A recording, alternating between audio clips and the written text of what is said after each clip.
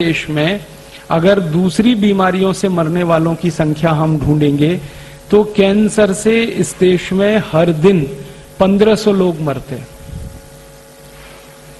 हर दिन, और साल में कैंसर से इस देश में 40 से 45 लाख लोग मरते हैं। फिर हमारे देश में ट्यूबरकुलोसिस और मलेरिया से हर दिन 1200 लोग मरते हैं और साल में करीब 36 लाख के आसपास लोग मलेरिया ट्यूबरकुलोसिस से मर जाते हैं। फिर हर दिन हमारे देश में 1000 लोग डायरिया और डिसेंट्री, हैजा और कॉलेरा से मरते हैं और साल में करीब 35 लाख लोग डायरिया, डिसेंट्री, कॉलेरा से मर जाते हैं। फिर हमारे भारत में बहुत सारे बच्चे हैं, लाखों की संख्या में, जो हर दिन कुपोषण से मरते हैं, जिनके शरीर में शक्ति नहीं है, ताकत नहीं है और ऐसे ही भूखे मर जाते हैं। पूरा पेट भर के उनको भोजन नहीं मिलता, दूध नहीं मिलता, उसमें मर जाते हैं।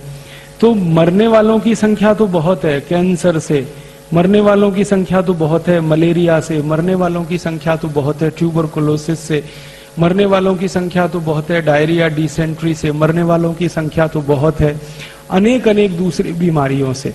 लेकिन वो बीमारियों पर हमारे देश के न्यूज़पेपर में फ्रंट पेज पे खबर नहीं आती। कैंसर से मरने वालों के बारे में कभी भी न्यूज़पेपर में और मीडिया में इतनी चर्चा नहीं होती जितनी स्वाइन फ्लू की हो रही। ट्यूबरकुलोसिस से मरने वालों की चर्चा कभी भी इतनी नहीं होती मीडिया में जितनी स्वाइन फ्लू की हो रही है। कारण जानते हैं क्या है? कैंसर की, ट्यूबरकुलोसिस की, डायरिया की, डिसेंट्री की कोई वैक्सीन नहीं बन सकती। जिन बीमारियों की वैक्सीन नहीं बनती उन बीमारियों के बारे में मीडिया में चर्चा नहीं होती, भले उसमें मरने वालों की संख्या कितनी भी जास्ती हो। लेकिन जिन बीमारियों में वैक्सीन बन सकती है और मरने वालों की संख्या बहुत थोड़ी होती है, उसकी चर्चा बहुत होती है। कारण क्या है? जब बीमारी की चर्चा होगी तो लोगों में डर पैदा होगा, दहशत पैदा होगी। जब डर और दहशत बहुत जास्ती हो जाएगी, जैसा अभी बताया कि एक पत्नी का पति मर गया और उसके मन में इतनी दहशत और इतना डर कि उसने अपने पति के अंतिम शरीर को, माने आखिरी यात्रा को 5 फीट दूर से प्रणाम किया। माने दहशत इतनी जास्ती है कि जो धर्म पत्नी अपने पति के साथ सालों साल रही एक ही कमरे में, एक ही बिस्तर पर, जब उसको ये डर लग गया कि इसको स्वाइन फ्लू हुआ और उससे ये मर गया, तो दूर से ही उसने प्रणाम कर लिया। ये हद है, ये लिमिट क्रॉस हुई है डर की, दहशत की। और ये लिमिट क्रॉस कराने में मीडिया ने बड़ी ताकत लगाई है। मैं जो आपसे कहना चाहता हूं वो ये कि स्वाइन फ्लू का जो वायरस है वो आपको कभी भी प्रभावित नहीं कर सकता। आप पूछेंगे क्यों नहीं कर सकता?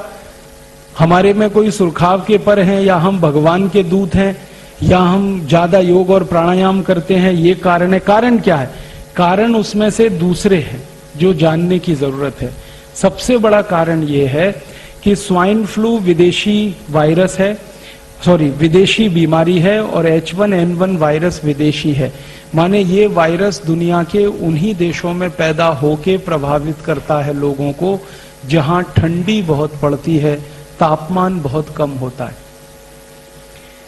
अमेरिका में ठंडी बहुत होती है, कनाडा में ठंडी बहुत होती है, मैक्सिको में ठंडी बहुत होती है, ब्राजील में ठंडी बहुत होती है, फ्रांस में, जर्मनी में, ब्रिटेन में ठंडी बहुत होती है। और आप जानते हैं साल में 6 महीने ठंडी पड़ती है और साल में 6 महीने तापमान उनके यहाँ 0 के नीचे होता है। -5 डिग्री, -10 डिग्री, -15 डिग्री, -20 डिग्री, कभी कभी तापमान -30, -35, -40 तक चला जाता है। 6 महीने बर्फ ही बर्फ रहती है।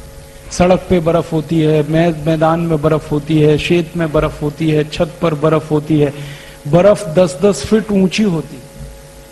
और यूरोप और अमेरिका में 6 महीने सरकार के सभी विभाग की ताकत इसी बात में खर्च होती है कि सड़क से बर्फ हटाना, खेत में से बर्फ हटाना, चलने लायक सड़क को बनाना, खेत को खेती लायक बनाना।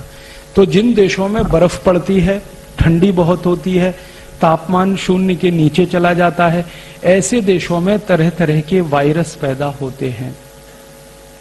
और जितनी ज्यादा ठंडी होती है उतने ज्यादा वायरस होते हैं।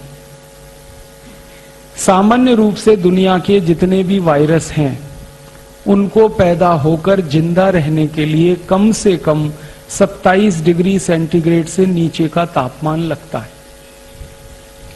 और 27 डिग्री सेंटीग्रेड से नीचे का तापमान जो जो देशों में हो सकता है, उन्हीं देशों में सबसे ज्यादा वायरल और बैक्टीरियल इन्फेक्शन हुआ करते हैं। अब भारत के बारे में बात करें और पूना के बारे में बात करें। भारत में इस समय महीना चल रहा है सितंबर, माफ करिएगा अगस्त का महीना चल रहा है। अगस्त के पहले जुलाई था, जुलाई के पहले जून था, जून के पहले मई था, और मई के पहले अप्रैल, अप्रैल के पहले मार्च, मार्च में गुड़ी पड़वा से लेकर और दीपावली के दिन तक सामान्य तापमान जो होता है पूरे भारत देश में वो 34 डिग्री सेंटीग्रेड होता है, 35 डिग्री होता है, 36 डिग्री होता है। पुणे का आज का तापमान 33 डिग्री है, और अभी थोड़ी धूप ज्यादा हो जाए ना तो कल ये 35-36 डिग्री हो जाएगा। तो पुणे का न्यूनतम तापमान इस समय 34-35 डिग्री है। सारे देश का न्यूनतम तापमान इस समय 34-35 डिग्री है। 2 राज्यों को छोड़कर, हिमाचल प्रदेश, जम्मू कश्मीर और उत्तराखंड को छोड़कर पूरे देश के 28 राज्यों का सामान्य तापमान 34-35 डिग्री है। इस तापमान में कोई भी वायरस जिंदा नहीं रह सकता, मर जाता है। वायरस अगर पैदा भी हुआ तो ज्यादा से ज्यादा 45 मिनट जिंदा रह सकता है, उसके बाद उसको मरना ही है, क्योंकि सूर्य के प्रकाश में, सूर्य के ताप में, सूर्य की गर्मी में कोई वायरस जिंदा नहीं रहता। तो भारत दुनिया में सबसे अद्भुत देश है, जहां पर सूर्य का तापमान इतना है, सूर्य का प्रकाश इतना है। यहां तो गर्मियों में, मई जून में तापमान +50 डिग्री सेंटीग्रेड होता है। दूसरे देशों में -40 होता है ठंडी में, यहां +50 होता है। कितना अंतर है तापमान का, आप सोचिए। -40 से 0 पे आइए, 0 से आगे 50 तक जाइए, इतना बड़ा अंतर है, इतना बड़ा डिफरेंस है। तो जो देश ठंडी वाले हैं, बर्फ वाले हैं, जहां पर बहुत ज्यादा सर्दी होती है, उन्हीं देशों में वायरस इन्फेक्शन बहुत होते हैं। भारत गर्म देश है, गर्मी वाला देश है, उष्णकटिबंधीय देश है। भगवान ने भारत को ऐसा बनाया है कि सूर्य का ताप इतना तेज है इस देश में, इसकी कल्पना जो है हम तब कर पाते हैं जब हम माइक्रोबायोलॉजी जैसे विषय में पढ़ने के लिए जाएं। तो आप अपने मन से एक भय, एक डर निकाल दीजिए। आपके शहर में, पुणे में, पुणे के पूरे जिले में, पूरे महाराष्ट्र में, पूरे भारत में, जम्मू कश्मीर, हिमाचल और उत्तराखंड को छोड़कर कहीं भी ये वायरस हो नहीं सकता, क्योंकि तापमान इतना ज्यादा है। इसलिए इस बीमारी से आपके प्रभावित होने की कोई दूर दूर तक संभावना नहीं है। इसलिए आपके मरने की भी कोई संभावना नहीं। मन से ये डर निकाल दो। अब आप मुझे तुरंत एक सवाल पूछेंगे, वो सवाल ये पूछेंगे कि फिर थोड़े दिन पहले पुणे में डॉक्टर मर गया और अभी थोड़े दिन पहले कोई एक बेटी मर गई पुणे में, तो ये क्या है?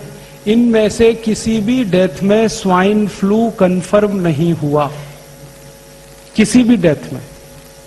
क्योंकि ये जो डॉक्टर मरा ना, तो होना तो ये चाहिए था कि अगर डॉक्टर स्वाइन फ्लू से मरा तो मरने के पहले डॉक्टर के सारे चेकअप होने चाहिए, या मर गया मरने के बाद सारे चेकअप होने चाहिए। और वो जो चेकअप की रिपोर्ट्स हैं डॉक्टर की, ब्लड की रिपोर्ट उसकी, यूरिन की रिपोर्ट, उसके स्टूल की रिपोर्ट, उसके सब तरह के रिपोर्ट्स, उसका थूक है जो लार है उसकी टेस्टिंग की रिपोर्ट जाहिर होनी चाहिए।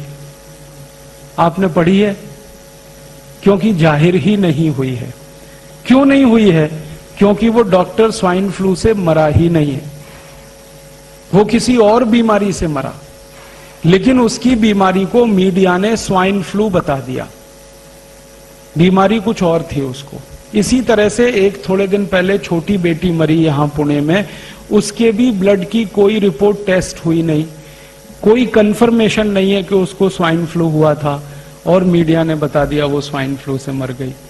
भारत देश में अब तक जितनी भी मृत्यु हुई है उसकी संख्या 11 है। 11 मृत्यु जितनी हुई है सबके बारे में मैं खोजने की कोशिश कर रहा हूं। किसी की भी कंफर्म रिपोर्ट नहीं है कि उनको स्वाइन फ्लू था। हां, उनकी रिपोर्ट में यह था कि उनको साधारण फ्लू था। साधारण फ्लू और स्वाइन फ्लू में अंतर है। साधारण फ्लू में क्या होता है, सर्दी होती है, खोखला होता है, जुकाम होता है, नाक से पानी आता है, आंख से पानी आता है, गले में दर्द होता है, गला बैठ जाता है, आवाज भी नहीं निकलती है, कभी कभी टेम्परेचर आ जाता है, फीवर आ जाता है, लेकिन फीवर कभी भी 101 डिग्री से ऊपर क्रॉस नहीं कर पाता। शरीर में हल्का फुल्का दर्द रहता है, बहुत थकान लगती है, बहुत कमजोरी लगती है। ये साधारण फ्लू बीमारी के लक्षण हैं और ये बीमारी हर बार होती है बारिश के दिनों में। इसमें नई कोई बात नहीं है। पिछले साल बारिश आई थी तब भी ये बीमारी हुई थी, अगले साल बारिश आएगी तब भी ये बीमारी होगी। और भारत में उत्तर से दक्षिण, पूरब से पश्चिम सब जगह होती है। तो ये साधारण फ्लू बीमारी होगी शायद ये 11 लोगों को। फिर आप बोलेंगे साधारण फ्लू में मौत हो सकती है क्या? कभी कभी होती है। कब? जिस व्यक्ति को साधारण फ्लू हो जाए और उसके पहले उसको कोई गंभीर बीमारी हो चुकी हो। जैसे मैं उदाहरण से बताता हूं, मान लीजिए किसी को बहुत समय से टाइफाइड हो, ठीक है। अब टाइफाइड हो और टाइफाइड शायद ठीक होने वाला हो, तब तक उसको फ्लू हो गया हो। उस कंडीशन में वो आदमी मरने की स्थिति में पहुंच सकता है। इसी तरह से लंबे समय किसी को मलेरिया का बुखार आया और मलेरिया के बुखार में उसी को फ्लू हो गया, मलेरिया ठीक हुआ तब तक उसको फ्लू हो गया। उस कंडीशन में उसकी मृत्यु हो सकती है। एक बहुत खराब बुखार होता है, ज्वर होता है, ताप होता है, जिसको मस्तिष्क ज्वर कहते, इंसेफेलाइटिस कहते। इसमें अगर कोई व्यक्ति फंस गया हो और थोड़े ही दिन के बाद उसको फ्लू इन्फेक्शन हो जाए, वायरल इन्फेक्शन हो जाए, तो उसकी मृत्यु हो सकती है। क्योंकि इन तीनों कंडीशन में ब्लड में प्लेटलेट्स बहुत तेजी से कम हो जाते हैं और उसके बाद प्लेटलेट्स बढ़ाने के लिए एलोपैथी में कोई दवा नहीं है। तो इसलिए एलोपैथी का कोई भी पेशेंट या डॉक्टर इस तरह से अगर चक्कर में आ गया तो उसका मरना 100% तय है। इसमें कोई आश्चर्य की बात नहीं है, क्योंकि जब तेजी से प्लेटलेट्स गिरते हैं और एलोपैथी के पास कोई दवा नहीं है प्लेटलेट्स बढ़ाने की, तो वो मर ही जाएगा। और मैं 99.99% कहता हूं पुणे का डॉक्टर ऐसे ही मरा है। उसके ब्लड प्लेटलेट्स बहुत तेजी से गिर गए और पहले उसको एक बड़ी बीमारी का इन्फेक्शन हो चुका था, उसके बाद फ्लू हो गया, मर गया। तो मीडिया ने उसको छाप दिया कि वो स्वाइन फ्लू से मर गया। क्योंकि मीडिया को इसमें क्या इंटरेस्ट है, अखबार वाले ये जो खबर छाप रहे हैं इसके लिए उनको पैसा मिल रहा है।